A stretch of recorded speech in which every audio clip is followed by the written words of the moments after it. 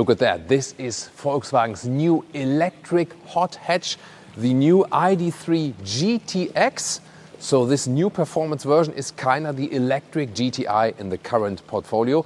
But this video will also be about all the changes that are coming to the ID3, another facelift or update here with interior changes and even to the battery and to the packaging. So also relevant for all ID3 customers existing or in the future. And everything of that is Thomas Autogefuehl in 4K, full screen, full length. Let's go here with the GTX front, which is sportier here in the lower part. So here we have this kind of wide mesh structure, and this is the King's red color, also taken from a past GTI color, also to have this, GTI resemblance. Then you can see here the daytime running light, also with this nice illumination in or outside the main headlamp unit. In the side profile, 4.26 m or 168 inches is the normal length. Difference is here that you have new wheel design and 20-inch. You can see here, these are also the 20-inch wheels and they are standard for the GTX. You can also get one that are completely black for an even more sinister look. Then we have here a black contrasting roof that fits very well to the King's red color. And there are also battery changes here because this one here now gets 2 kWh net more. So they move from 77 to 79 kWh net. The GTX always gets big battery, but also if you go for the normal Pro S version, then it will also be the bigger battery. In the rear here you can see a nice three-dimensional signature for the tail lamps. In the lower part, once again, a black contrast. So I think the design overall, yeah, it works very well. You get, of course, here another GTX badge. And yeah, there's, of course, more power. There is a normal version and a GTX Performance version. However, they are both rear-wheel drive, so no all-wheel drive. They get the whole power at the rear axle. So you have the normal ID3 GTX, 286 horsepower, 6 seconds in the acceleration figure and 180 kilometers an hour or 112 miles an hour top speed. That's already quicker than the model so far, than the non-GTX model. And then you get the ID3 GTX Performance version with 326 horsepower, strongest electric motor by Volkswagen so far. That one at 5.6 seconds in the acceleration figure and even at 200 kilometers an hour or 125 miles an hour top speed. This is then something for the German Autobahn, right? So we'll test that one at a later stage, of course, for you. And then in the performance trim, it's actually almost 2 seconds quicker than the version that was there before in the bigger horsepower output. Here the so-called IQ Light is their brand name for the Matrix LED. Usually it would be an option. Here for the GTX model it is standard equipment as well. Hey, another light feature we have right here, these additional vertical lights here in the lower part, also a special GTX feature. These are running when the main headlamp unit is also running. Turning indicators in the front. Here, look at that. Really nice how it replaces the lower part of the daytime running light, isn't it? And in the rear, you have it here also cascading if you once again have the IQ Light, the optional Matrix LED. More standard features for the GTX here, tinted windows in the rear for more sinister look and maybe also sun protection. And then the tires here, these are 215mm tires. These are standard for the normal GTX version here, and the performance version even gets 235mm. So that's actually where you can see from the outside if you read the tires if you have the ID3 GTX or the ID3 GTX Performance. So this is not the performance version, but the visual part is actually all the same. Interesting also as for the suspension. This is also a new change. So you either get the base suspension, which is already a little bit sportier in the setup than the normal model, and then optional DCC. That's also nothing unusual, but here it's a special sports DCC, a new application, and it's not only sportier but more comfortable at the same time. They say. We're going to test that for you, of course, later if that's also true. The DCC is always the adaptive suspension, and you can set it really according to the driving modes, and then it rules in a certain spectrum, from comfort to sportiness, and you can actually set this spectrum, and inside this spectrum it then also adapts accordingly. Recharging has a 175 kilowatt DC peak, and that means 26 minutes, 10 to 80% state of charge, and preconditioning is also possible. As for efficiency and range, the last time we've been driving an ID3 outside in summertime, we had really ideal conditions, and then we could score some 16 kilowatt hours on 100 kilometers, so it's close to 4 miles per kilowatt hour. And with the new updated big battery, that would mean something close to 500 kilometers or 300 miles of rear-world range. If you then consider maybe a little more performance driving, maybe a little more high-speed driving, you know this also goes fast on the Autobahn now, and also maybe wintertime, then maybe a worse calculation would be around 400 kilometers, 250 miles. Then effectively, probably something in between, but overall, it's actually quite decent. Before we get to the interior now, very important update. First of all, well, let me show you this. This is here the VW logo that stays upright, Rolls-Royce style. Yeah, but that was actually not the thing I wanted to talk about. Here, they made a stronger rear axle for the GTX version. Also the Pro S version with the bigger battery will profit from that, because so far they had a weight problem. Means if you went for the bigger battery, you could not get panoramic roof, 5-seater, so the through bench, and the bicycle rack. That was only possible in combination with the smaller battery because of weight issues. Now with a stronger rear axle, we have here 5 seats, so also a middle seat where you can actually sit on. That's the one thing. Then there's now panoramic roof, the glass roof available, and we don't have one here at this moment, but you can then also install here for the GTX or the Pro S version the, like this towing hook, which is not a towing hook, but you can put then the bicycle rack on there. So very important upgrade coming with the GTX, but also profiting then from the non-GTX version. This is the key fob, high gloss black. I don't like it, honestly. Do you? Tell me in the comments. And what is this for? Does it look familiar? I'll soon tell you. Then the door closing sound. That is very solid, like that, instead of the doors. So with the facelift that came before, they updated these materials. So this is then here soft touch, also then now for the GTX model. You have here the red contrast stitches, also softer here for your elbow. High gloss black, once again, is not my favorite, and also I want real stuff here. I mean, this is still real, this button here, but then, for example, here you click to control the rear windows to only have 2 buttons. Some love that solution, some find it actually better. I found it worse. Yeah, what do you think? Then interior here, let me just brush the microfiber first. So first of all, these seats here, either with fabric on the inside, GTX specific, red contrast stitching. This one is the option Ergo Active seat with microfiber. It looks really fancy, and also here with this integrated head restraint, GTX badge. That looks cool, but is it also comfortable? Let's find out. And here the steering wheel, red contrast stitches as well. Illuminated #capacitive BS buttons, right and left. It looks cool, but to control it, we know it already. The rear buttons are better, but Volkswagen have understood us and also here the customer feedback that we want the real buttons and turning jogs and so on back. So with very new, all new models coming up, they will go back to real buttons and stuff.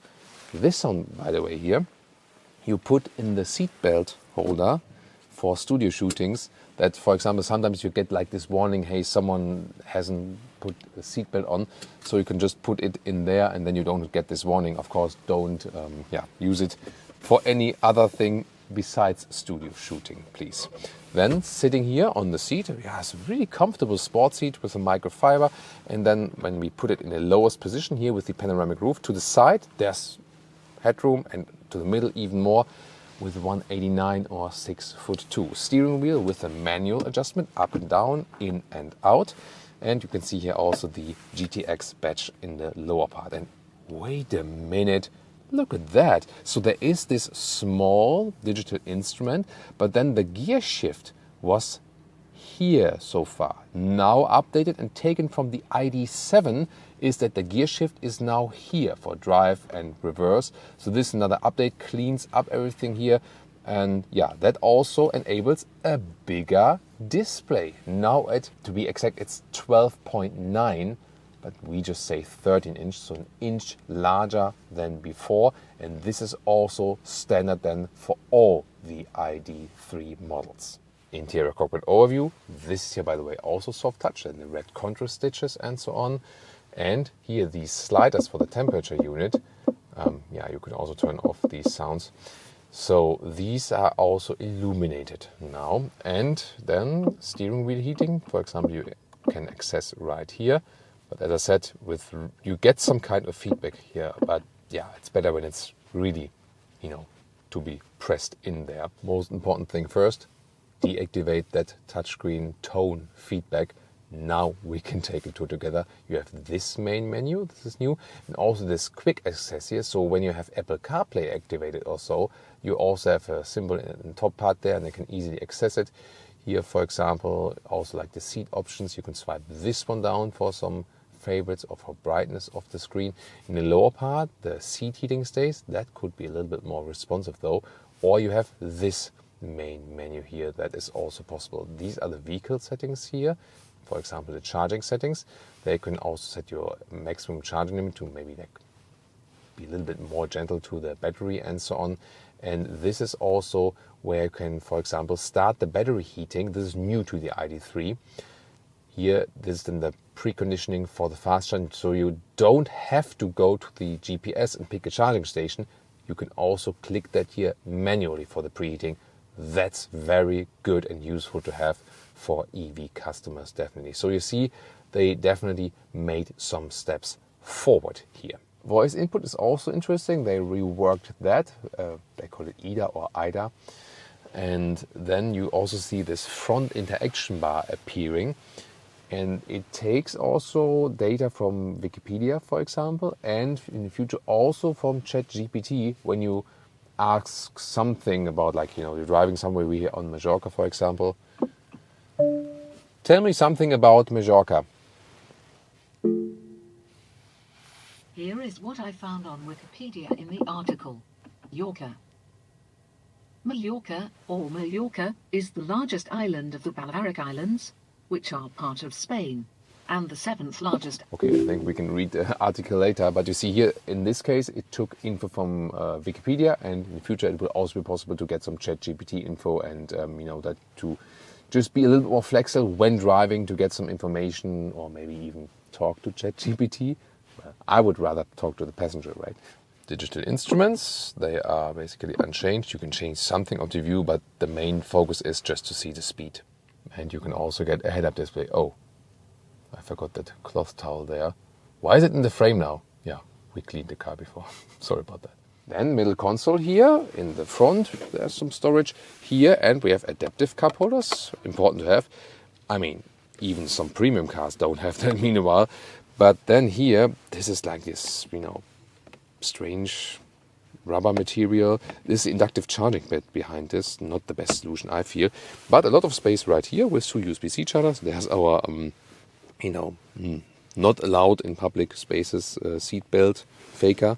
You can also put this one out, for example. And what's also cool here with these seats, you have these armrests here, and they are also adjustable in the height. Yeah, and then about the panoramic roof. Look at that. So this is then finally also available. And what you can also see is, there we go. Yeah, swipe it backwards. So there's the separate shade available here. You can close like that. There is this slider here in the front. I'm not the biggest fan of these sliders here. They are always, they don't give you real feedback. So yeah, but maybe I'm too much of an old school guy meanwhile as well. Or what do you think about this? So it's good to have a real shade. And yeah, the most important thing is that now even for a bigger battery version, we can get the panoramic roof. And yay, I can also sit here in the middle part as a 5th adult. Well, yeah, it maybe closely fits or something.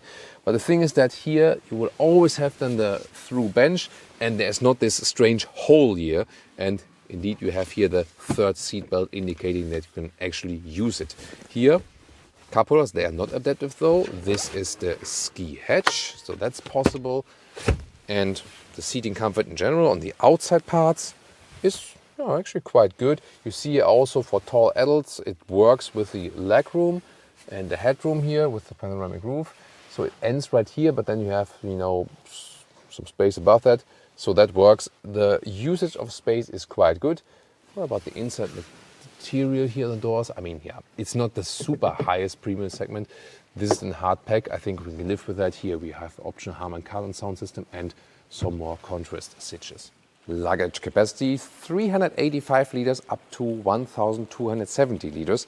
We always have these facts and figures, by the way, also in the video description and in a pinned comment, that you can just check these facts, maybe if you want to do it later, or parallel and so on. Here, manual hatch, and then luggage fits well, 1 meter or 40 inches in width. The length is about 78 centimeters, 31 inches. Oh, by the way, did you hear that actually? Let's go back here. Like the opening and closing sound of the hatch. And just here when I flip the logo, I mean, it does make some satisfying sounds, so I like that quality-wise. And let's get this out, because underneath you have some space, like in this lower floor, for the charging cable, for example. And you can also take out this whole thing. That would also be possible. And underneath that one, you have then, for example, this thing here, the subwoofer, if you have the optional sound system, for example, and then, you know, like this, you know, towing hook for not towing trailers, but being towed, for example. Hopefully not. But yeah, that's the cable solution, because we don't have a frunk. And to fold the thing here, I mean, the ski hatch also works from here, but you have to unleash it from the other side as well. And then we have to go around here for the seats, like this, 1/3. And there we go, for the 2/3 for you. Is there a frunk or not? Yeah, maybe you already know if you have one. There is no frunk. You can fill the wiper fluid in there. By the way, you hear the ignition running here for the vent and so on, because the AC is running then when we have the ignition on. Well, so far this is Volkswagen's electric GTI, but there's already the next one in the planning, which is supposed to be even closer design-wise to past GTI models and will be front-wheel driven. And I think that storm is picking up, you know. And I think this video you should check out right now.